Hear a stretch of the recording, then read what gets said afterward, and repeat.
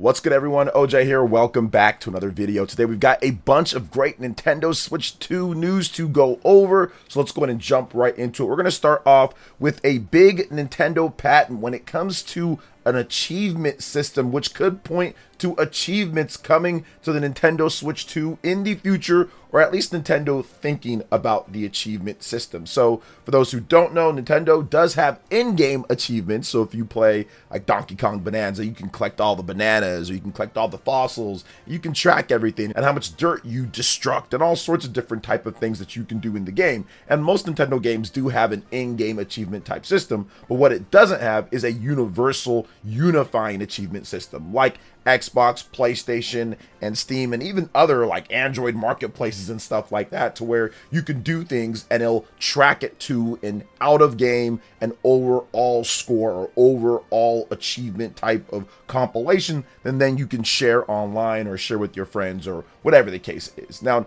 I've been one of those guys to where I played the whole achievement game back in the day. I was a big achievement hunter on the Xbox 360. I was a big trophy hunter, and then I realized that it's a waste of your time because you really don't get anything for doing all that, and you end up just breaking your back over different stupid little achievements, especially if there's like online achievements and stuff. So I ended up falling out of that probably like a decade ago. But there are people who do want to see achievements when it comes to something like this. So let's get into this patent, like kind of what's going down. Shout outs to Go Nintendo. I won't be reading verbatim the patent because it's pretty boring overall. I mean, it's pretty basic when it comes down to things. But once again, it does kind of show that potentially Nintendo can be doing this. So this patent was published on September 4th, 2025, and it includes a lot of different language that points to some sort of achievement-like system. Now remember, guys, Nintendo does do things a little bit differently when it comes down to this. Just because there is a patent doesn't mean that there's going to be something that comes from this patent overall. So it does seem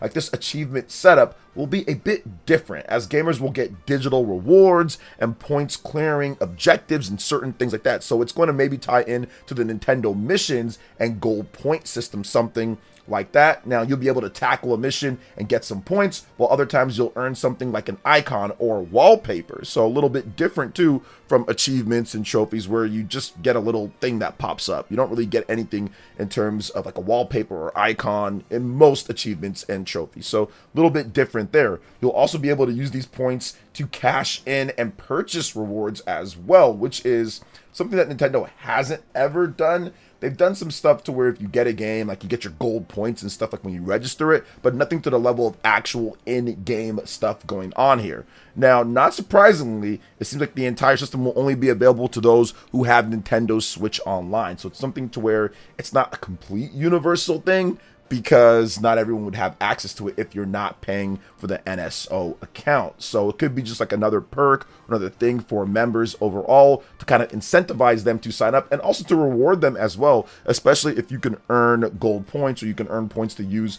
on the eShop. Now, the thing about this is it would be interesting because Nintendo removed the whole point system that they had before with the Switch 1, to where when you buy digital purchases, like it goes to gold points, then you can use that to redeem them. Maybe this system is going to be the replacement for that, and that would be very interesting if it was, because it would super incentivize you to actually go in there, play your games, beat your games, and get rewards, more so than just, oh, I'm buying all this and then I get my rewards. It's like, hey, you buy this, play it, finish it, move on to the next thing, use those points or whatever to get the next thing or to get discounts off the next thing. So I kind of like that if that was to be the case. And I said this before, when it comes to Nintendo achievements and all that, I would like them, if they're going to do it, for it to be actually like substantial, for it to be something of substance, not just I unlocked this useless thing that lets me say, hey, look, I unlocked this useless thing.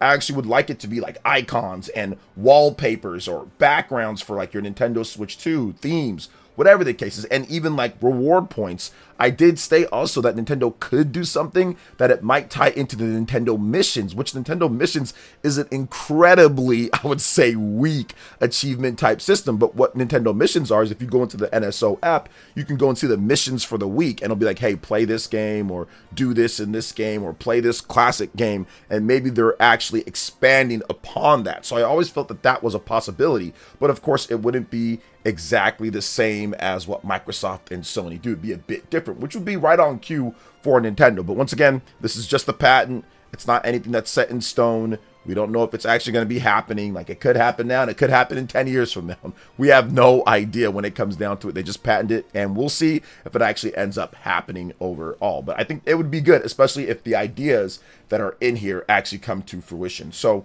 what do you guys think about this potential patent for an achievement system for NSO members in the future? Let me know in the comment section below.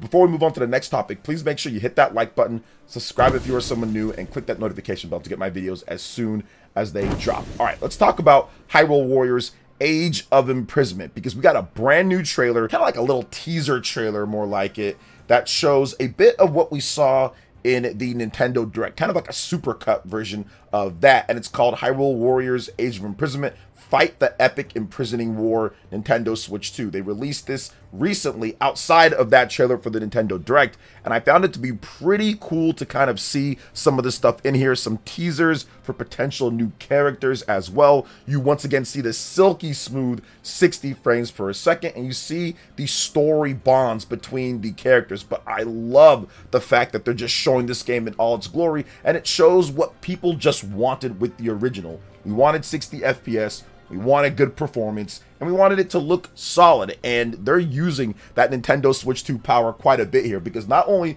does this game look better than Hyrule Warriors Age of Calamity by a good bit, but it's so much smoother, and with that 60 FPS, you're going to get how these games need to be played. You've got a ton of characters on screen, you've got a lot of action going down. The last thing that you want is lag and slowdown, so I love the sync strikes or sync kind of team up attacks. Those are really cool as well, and I'm looking forward to playing this and seeing different types of combinations. It looks like the story is going to be absolutely heartbreaking, but at the same time incredible. And I love this last part that they showed here, where they kind of have like a construct flying through the skies and fighting like an Hydra enemy here, but then what you see is that you see it actually transforms into what definitely seems like a construct version of Link from The Legend of Zelda Tears of the Kingdom. So this character that you could potentially use can transform, can fly, that can also transform into a version of Link as well, or maybe even other characters from Zelda games. So that is definitely exciting to see overall. Looks fantastic, runs fantastic. This is what we wanted when it comes down to it. And the interesting thing about this game is that just like Donkey Kong Bonanza or just like Mario Kart World, it started out originally as a Nintendo Switch 1 game, but then they realized the Nintendo Switch 1 clearly just couldn't do what they want to do. And even if you look at it, I don't even know why they even realized it as a Nintendo Switch 1 game, considering how Hyrule Warriors Age of Calamity ran on that system. I'm not sure what they would have done. They would have definitely blown up the Switch at that point, or they'd have to completely do something to fix that, because yeah, especially because they showed split screen in the Nintendo Direct trailer from this, and split screen on the Switch 1 version is near borderline broken with the frame rate. I mean, you can play it, but it's a terrible experience. So I do think that, yeah, it was the right move to switch it over to Nintendo Switch 2. Obviously, you have much better visuals, you have much better performance and frame rate. It's coming out on November 6th. Now, there was some talk that some people felt that maybe that it was flipped between Metroid Prime 4 Beyond and Hyrule Warriors Age of Imprisonment, that their release dates were flipped, and maybe they need a little bit more time with Metroid, or they felt that Hyrule Warriors would be better fit for November, and giving Metroid Prime 4 its own month to really sell outside of Kirby Air Riders. So I think that could be a possibility, because remember, they were saying winter for this game. Winter goes from around the end of November or December or so all the way to next year, as we saw with Final Fantasy VII Remake Intergrade coming out on January 22nd, and they kept on saying winter. So it was either going to be this year, very end of the year, or early next year. And that's what they were saying with Hyrule Warriors Age of Imprisonment, but it actually got November. That is fall. That is a fall release. So it seems like it got moved up a bit, and maybe Metroid Prime 4 got swapped with it, which Nintendo has done before in the past. They swapped Xenoblade Chronicles 3 and Splatoon 3. One of them was supposed to come out at one time. They said, you two swap. So I think that could have happened here, but obviously they didn't say anything. We don't know for sure, but maybe they'll tell us later once we actually get the interviews and stuff for this game. So very excited for this. I think it's going to be fantastic, and I cannot wait to play it. I loved Age of Calamity despite the frame rate issues, and now we actually have that fixed with the Switch 2, so I'm looking forward to that. November 6th, physical and digital. Actually, one of the bigger games on the Nintendo Switch 2 as well that Nintendo's publishing. 44 gigabytes plus for this game, so it's a big one overall, so you might want to go get that physical edition of the game. All right, let's talk about Square Enix and Dragon Quest VII Reimagined, and what's going on with the look of this game, because it was interesting to see. This is a beautiful remake of the original Dragon Quest VII, a game that is kind of forgotten to a lot of outside players of the hardcore Dragon Quest kingdom, but is a fantastic and unique Dragon Quest game. It originally released on the PlayStation 1, but then also got a remake on the Nintendo 3DS, so this is the third time for this game and the second time for a remake of this game, and I think that that's okay. There's no big deal with that. I have not played through Dragon Quest VII, so I'm actually looking forward to seeing what makes this game interesting, because there's always pretty cool and different mechanics in each Dragon Quest game. They always add something different, and Dragon Quest VII is looked at to be one of the ones that have one of the most unique and best systems in there. So Square Enix did host a recent internal interview with Dragon Quest VII Reimagined producer Mr. Takashi to pull back the curtain on this revamp and what they're going to be doing. And he shared some interesting points on this game's visuals overall. And if you have a keen eye, you can definitely check it out here, because the dev team actually used real life dolls to capture some of the game's magic and style. Check this out, guys. Quote, "From the protagonist and the party members, we created physical dolls and then scanned them. The scanned assets were then used as the basis for their CG models. For other characters and monsters, we generated CG models with great attention to material textures to align them with the style of the main characters." And that's something that I saw instantly. It seemed kind of like doll or CG, like it seemed almost like they had something and they were modeling it afterwards, like it was like a 3D CG model or a doll that they were sculpting these characters after. And that's why I kind of got like the weird look. I think I said celebrity deathmatch or something like that, or people were saying different types of characters, you know, out there in media in the past. And I think that's where we kind of got that from, was from this really unique way that they got it to look in this game, because it looks very unique when it comes to a remake for any Square Enix game overall. Now, Dragon Quest VII Reimagined producer Takashi also talked more about this and how they opened up on what reimagined means for the title, and it seems like they're really kind of leaning on that when it comes down to it, because this is a completely different experience than if you were to play it on the PS1 or even the Nintendo 3DS. And here's what he had to say on that. "The reimagined elements of the narrative allude to improvements in the game's overall framework, which offers a much deeper and more compelling experience. In our effort to streamline the overall story progression and provide a more engaging narrative, we decided to cut subplots that have little or no direct relevance to the main scenario. While some content has been removed, entirely new scenarios have also been introduced. Our goal was to build upon the strengths of the original game while striving to deliver a deeper, more immersive story experience for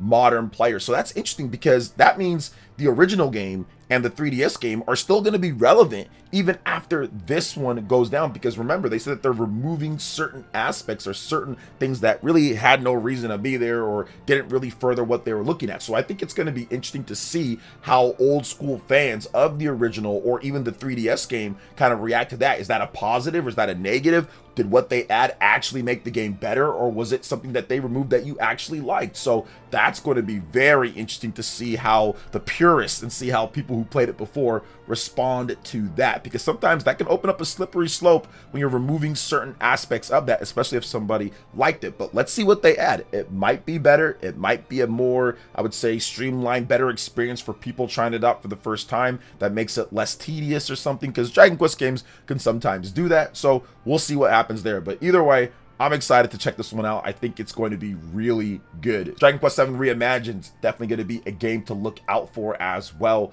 next year. Now let's talk about the Game Boy Advance. Nintendo adding some more classic games to the service. Mr. Driller 2 and Klonoa Empire of Dreams. So Game Boy Advance Nintendo Classics will add Mr. Driller 2 and Klonoa Empire of Dreams on September 25th. So coming up here soon, as the time that I'm recording this video. Let's talk about Mr. Driller 2. So Mr. Driller has heard the news of another mysterious outbreak of blocks. The entire world will be buried. Armed with only a mighty drill, you must dig down to safety, scramble to reach air capsules, and rush to avoid falling blocks. Check out the game modes here, guys. Mission Driller, Endless Driller, and Time Attack Driller. Also play as Anna Hottenmeier. She's full of attitude and ready to show Mr. Driller who the real hero is.